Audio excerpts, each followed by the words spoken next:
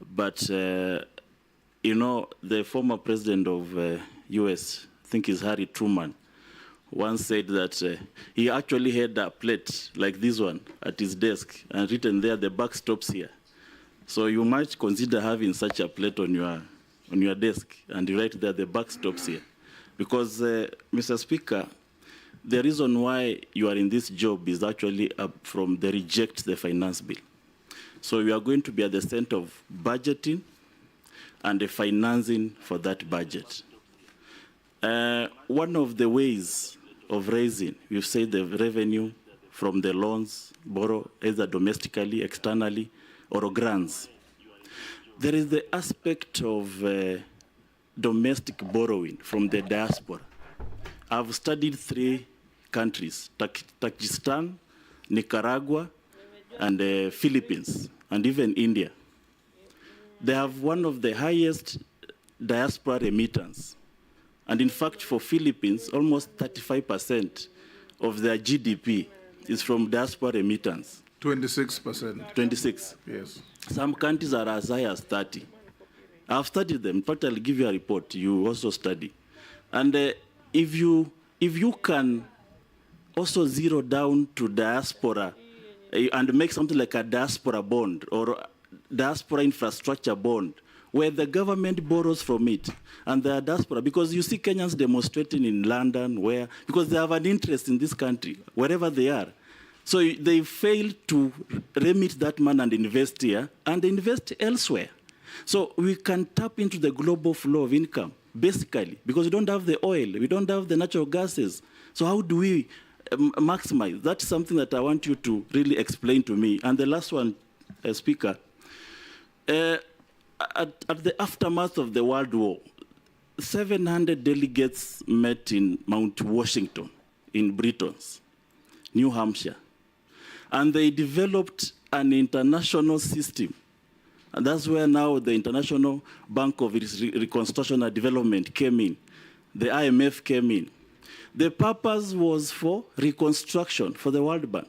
On this other hand, the IMF, the purpose was to stabilize currencies of various countries, stabilization, and to balance of payment.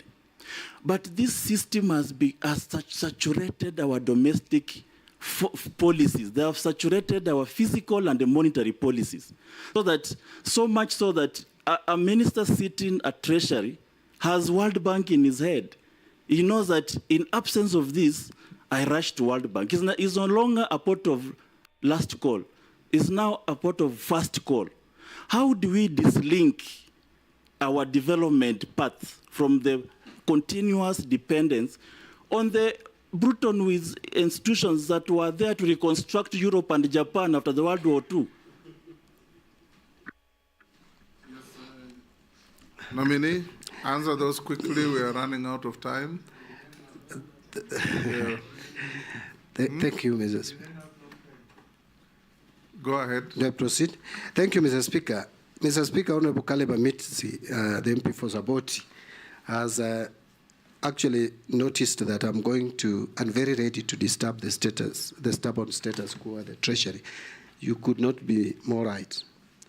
Mr. Speaker, I am sure that His Excellency the President did not appoint me just to continue the business as usual at the Treasury, because then there would be no need to make changes. He would have just continued with the person who was there. So I have an assignment to do. I will discuss with His Excellency the President on how to help reform the Treasury and to do it properly, and together with the Cabinet. On domestic borrowing and diaspora, I had a lot on how we can borrow more funds, whether green bonds, blue bond, and floating diaspora bond. It's only that the time limitation, I could not mention all of them. But I want to agree with Honorable Kaleba Mitsi that that is an area that we can tap on. And even look at ways of reducing transaction costs for diaspora remittances, because that's one of the reasons that you hear them complain a lot about. On IMF, by the way, I want to be very clear on IMF. IMF will never invite themselves to a country. We do invite them and agree with them on a program. There was a period we were not under IMF, but because of challenges occasioned largely by COVID-19 and the drought in the region, and also the global disturbance of the supply chain and all that, we then went back to IMF in 2021. But I have looked at what are these conditionalities. You know, sometimes we may blame IMF for nothing. We have agreed with them on a program, Mr. Speaker, that for us to tap onto that loan, what we must do, in fact, is one key thing: revenue mobilization. So we just need to agree on how we can convince IMF for the period that we are going to be under their program, which I don't think should be long. We must move to a system where we divorce ourselves from IMF and start depending on ourselves as we were before. But that we can only do by allowing, by doing what can be done in the interest of the country. They want us to maintain a deficit of no more than 4.4%. That's what we have agreed on currently. But we are moving towards, and we must move towards a budget deficit in the region of 2.5 to 3%. I know government has talked about 3.1. We can sustain a budget financing gap of 3%. With that, you will not need IMF intervention. And Mr. Speaker, I said, I want to end with that if we increase, we take back, don't even go to the ambitious 25% that we have set to ourselves of tax revenue to GDP. If we can take it back to 18%, we will be adding to this, to our exchequer, not less than 600 billion. And I think it is achievable. I believe it will be done. Thank you, nominee. A quick run in a few issues thrown at us by the public. Some you have already spoken to. Are you aware that interest rates on loans are all-time high? What will you do to save Kenyans from exploitation by banks? Does Mbandi believe in single portal for tax revenue collection? How do you plan to position internal audit department to deal with zero-fault audit? Confirm or deny allegations of corruption at the University of Nairobi? I don't know whether when you are there or now, they're not saying. What are you going to do on unpaid refund from KRA for insurance agents? How will you expand tax base on how will you reduce tax evasion and increase compliance? Prioritize payment to UHC and JSS staff. Will you do that when you get in? How will you deal with late capitation to schools? Whether you will make public contracts like SGR with with Kenyans, because Kenyans have been asking for that, just as you have said that you will make public debt public. Housing levy, will you tell Kenyans where this fund is domiciled? Is it in consolidated fund or is it in treasury bonds? Those are from the public. There is also, how will you promote the informal sector in Kenya? For instance, would you propose that all government offices procure locally manufactured furniture? Do you think that certain parts of the 2010 Constitution have contributed to a high public wage bill compared to GDP due to an excessively large administration? For instance, there are over 450 MPs, 1,500 MCAs, 47 county governments. If this is the case, what are your thoughts? Would you recommend that the president proposes a referendum to reduce the constitutional overload of the administration? Those are members of the public listening into this conversation. If you can deal quickly with those, I have only one question for you. Chairman, there is another one regarding money laundering. What are you going to do about it? So if you can run through all those. Some you have already talked about. You can. Yeah. Actually, even the question by Honorable Mukame, I think I talked about that. You did. We are even hosting a regional body. Kenya is trying to comply. Yes. By the way, I would have talked. Mr. Speaker, I'll just pick on a few. Interest rate, I think we talked about. The public watching these proceedings, and I think that's very good. Interest rate is high. It's now at 13.3%. It has moved up. But part of the reason why monetary policy, CBK came up with this monetary policy was to reduce inflation. You know, it was at a point when inflation was very high. Our inflation had reached 9.6, 9.7% in 2022 October. So it had to come down. We had to cool the economy. Yes, Junet? The Speaker, nominee, interest rate is not at 13%. 13% is the CBK monetary policy rate.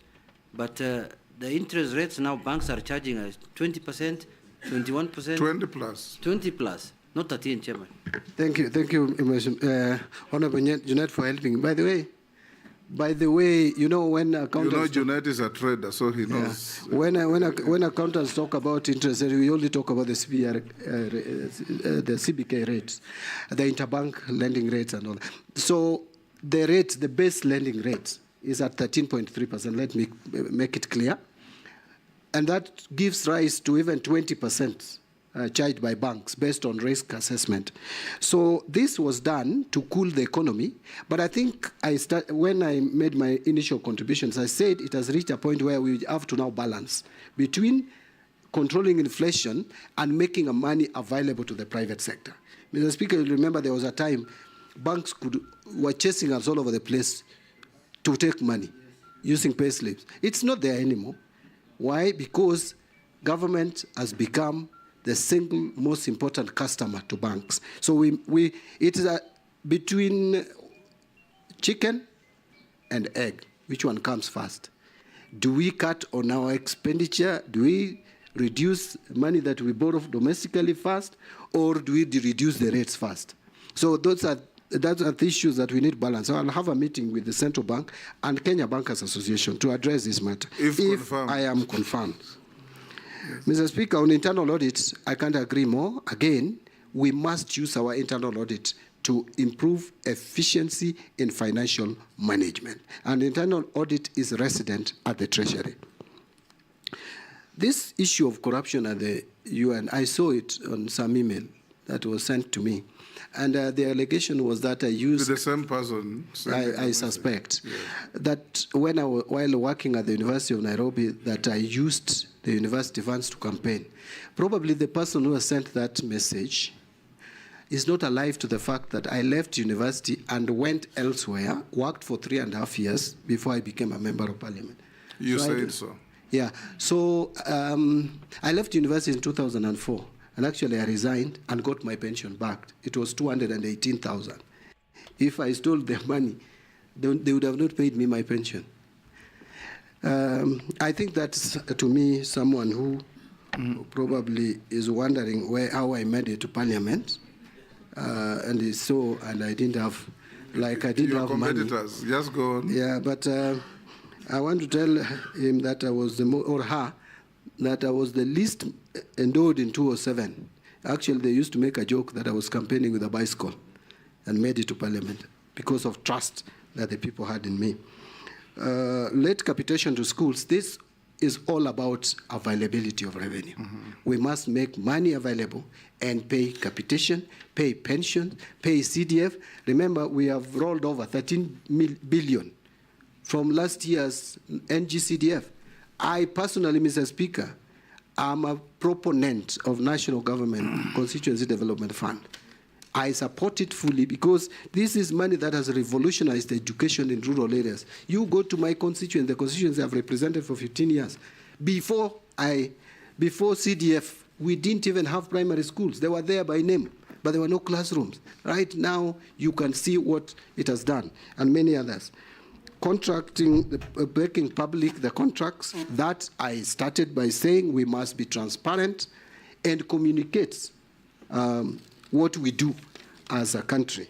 Housing levy, I don't want to really talk a lot about this housing levy because I still need to understand how it is operationalized, where the money is resident, and all the challenges around it.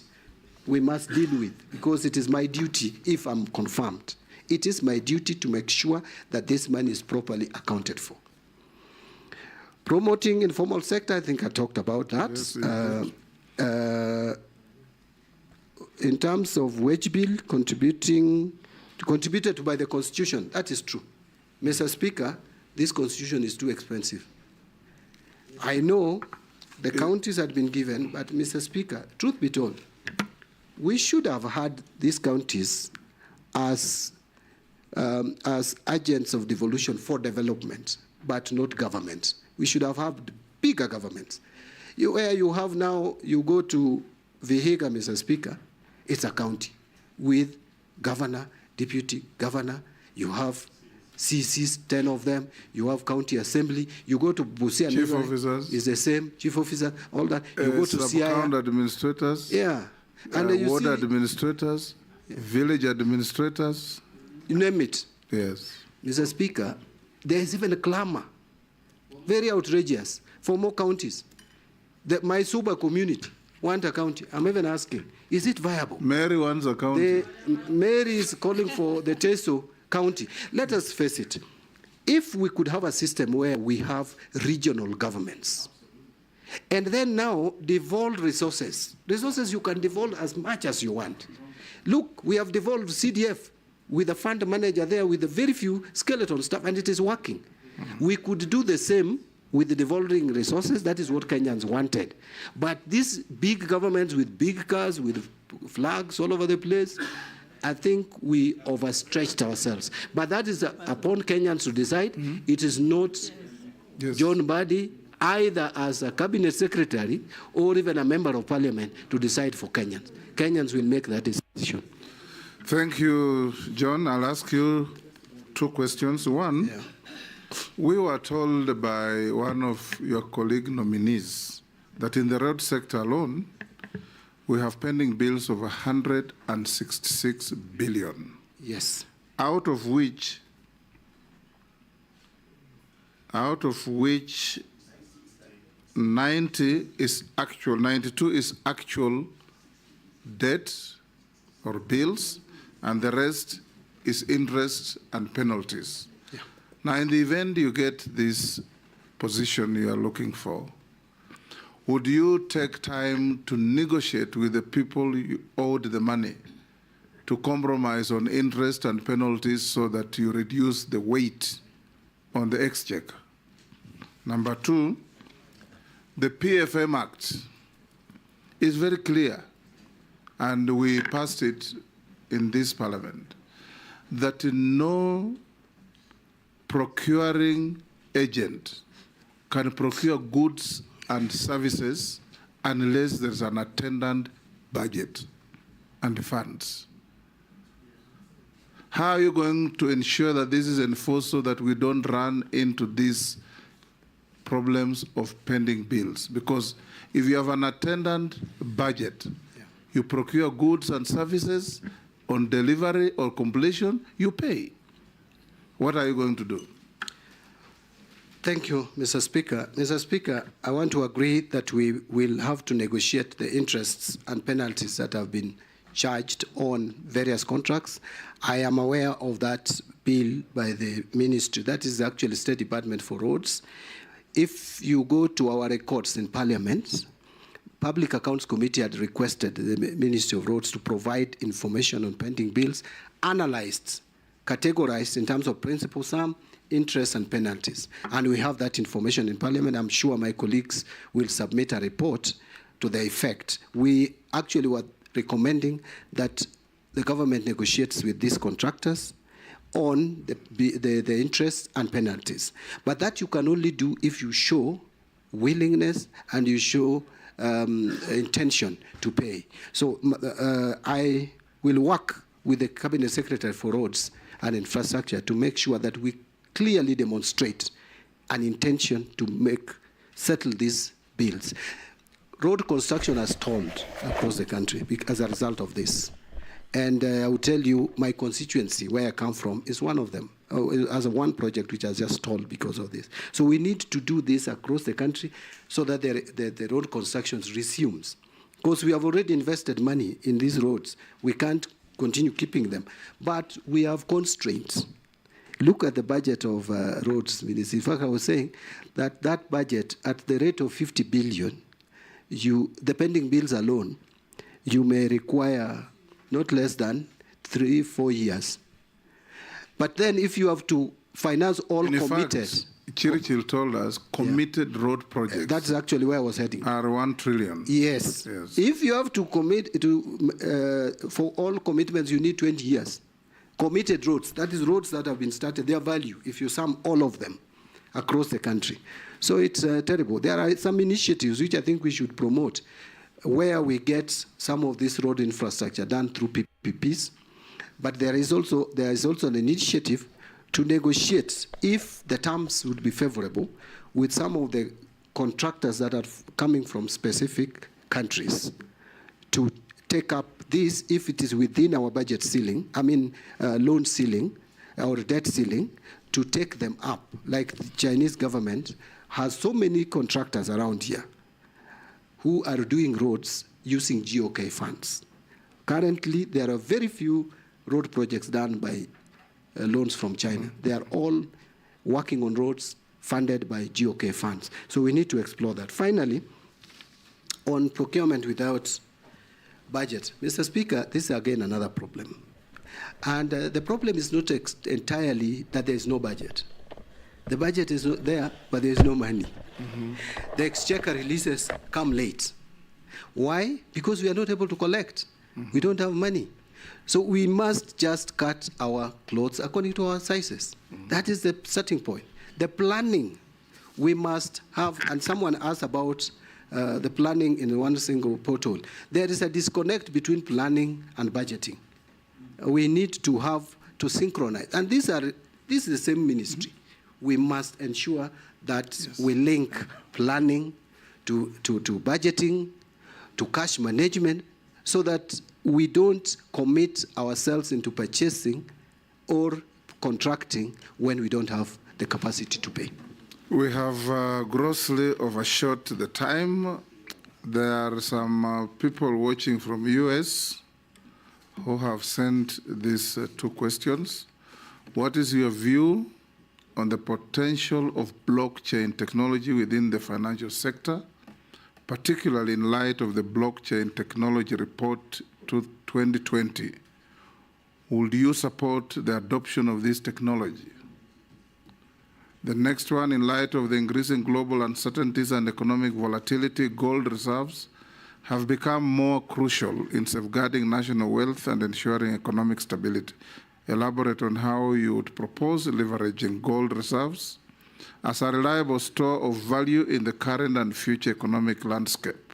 Additionally, would you explain any strategic measures that can be considered to enhance the role of gold in Kenya's financial system? Take at maximum 2 minutes. These are Kenyans watching these proceedings from the US. Pardon? The first one of the blockchain, Mr. Speaker, I must admit that I need to understand it better.